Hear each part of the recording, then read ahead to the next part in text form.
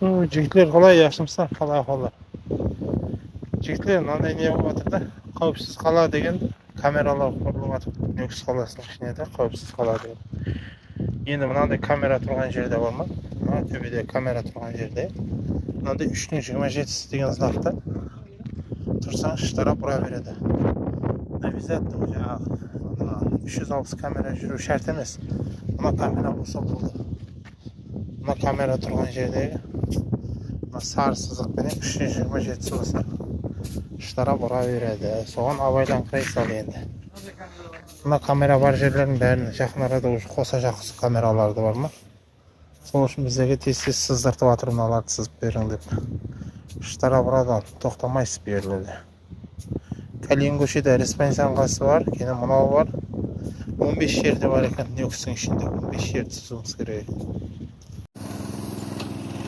Үшінші сызық мына Пушкин мектептің алды.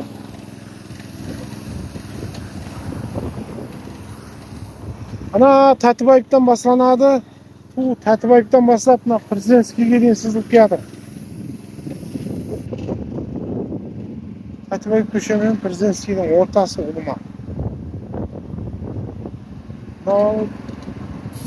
Мынау полностью.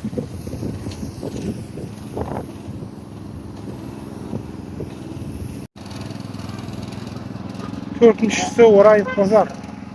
Орайық базарға.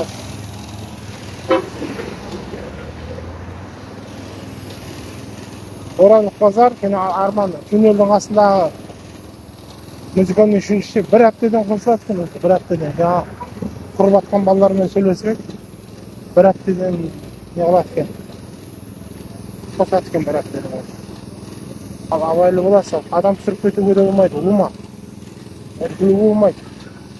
Арт жағыңнан, ал жағыңнан өлдіре береді.